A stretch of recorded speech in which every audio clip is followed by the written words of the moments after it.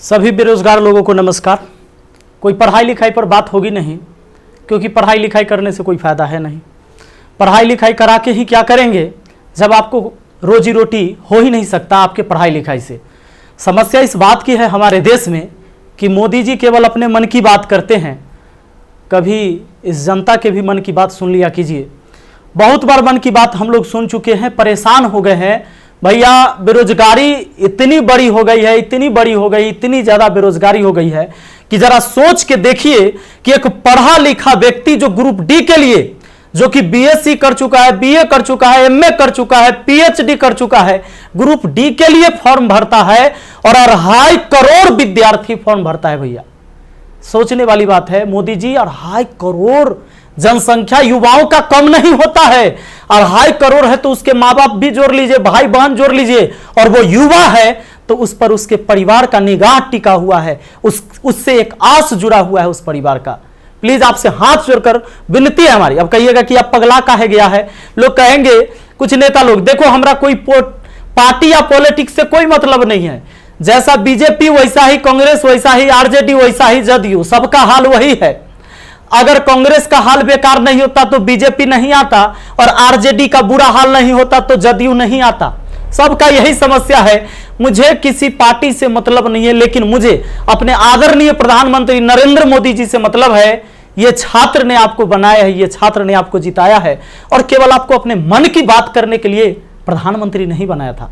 कहेंगे कि तुम्हारा क्या जाता है भैया, तो आपको पता है जब आप देश के खातिर अगर कोई भी चीज युवाओं से आप कहते हैं कि भाई योगदान करो। अभी कोरोना वायरस के समय सब लोगों ने आपका योगदान किया, मैंने भी किया, 1 लाख रुपए डोनेट किया था। मेरा अधिकार बनता है कि मैं आपसे सवाल पूछूं।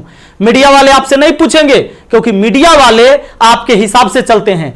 मीडिया वाले वही चीज दिखाते हैं जो लोगों को देखने में मजा आता है, लेकिन बेरोजगारी पर कोई बात नहीं करेगा।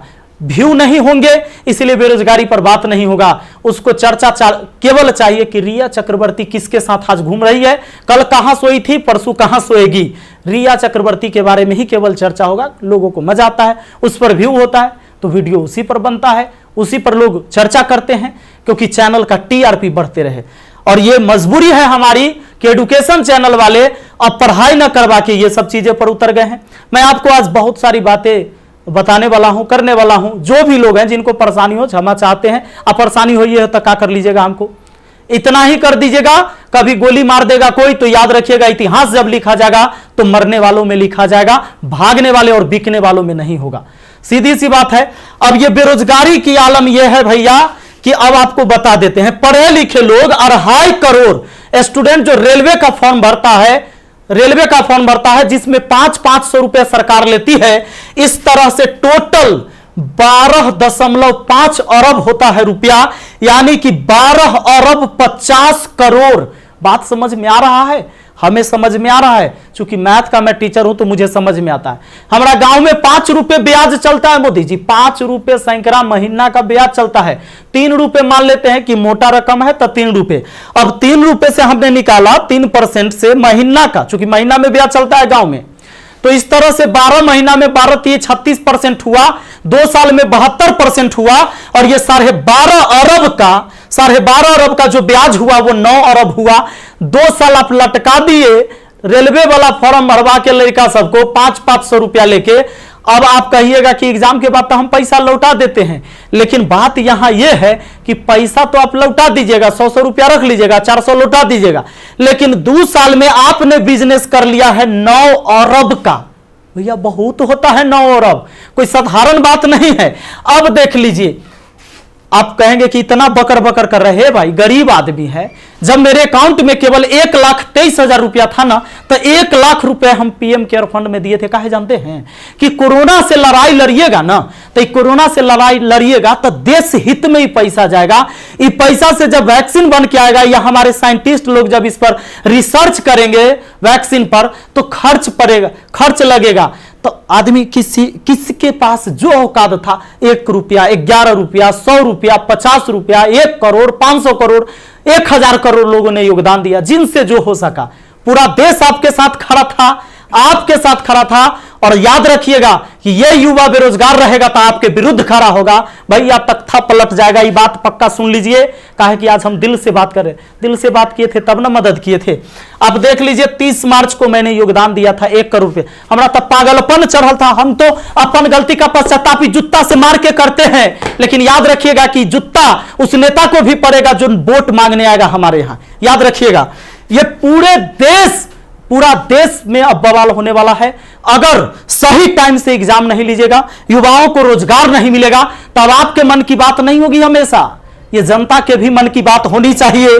यहां पर आप नहीं, आपको पता चले तो जिन लोगों को बुरा लगता होगा सर्च कर लीजिएगा, प्रधानमंत्री राहत कोष में 1 लाख रुपए का योगदान दिया। मैथ मस्ती लिखिएगा, ये लाइन लिखिएगा, मैथ मस्ती लिखिएगा, जरूर आ जाएगा, आपको पता चल जाएगा। हमारा घर भी करकट का है और फिर भी अकाउंट में 1,23,000 था, 1 लाख रुपया डोनेट किए थे ताकि हमारे देश में खुशहाली आए और इस कोरोना वायरस से हमारा देश लड़े।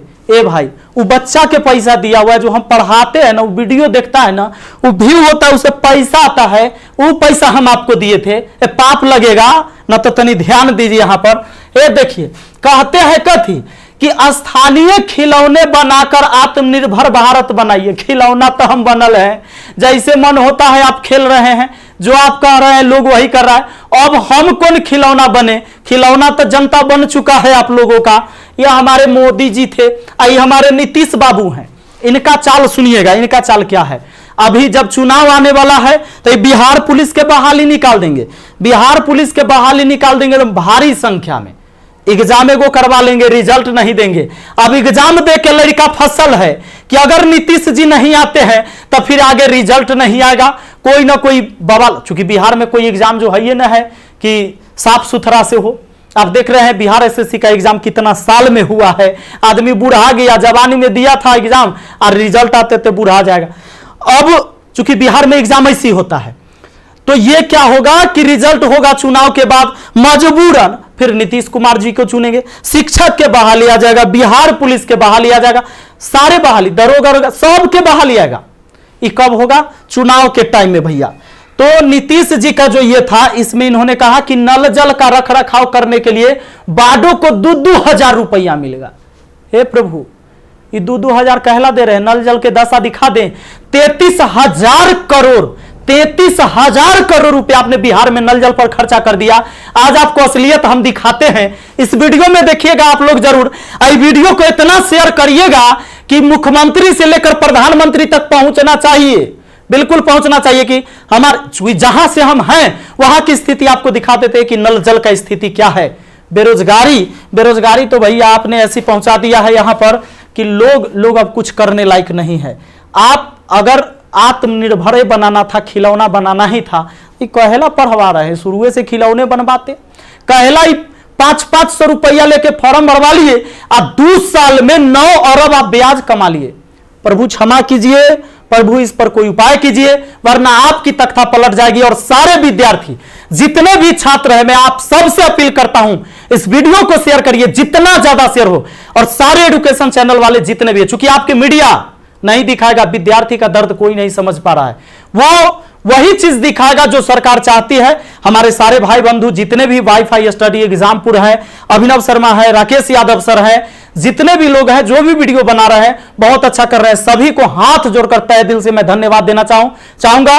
क्योंकि ये विद्यार्थी जो बेरोजगार है ना, उसी के वजह से हमारा रोजगार है, यही बात सच्चाई है। और इसीलिए हम इनके लिए लड़ेंगे, चाहे जो हो जाए। धरना प्रदर्शन होगा, पूरे देश में धरना प्रदर्शन होगा।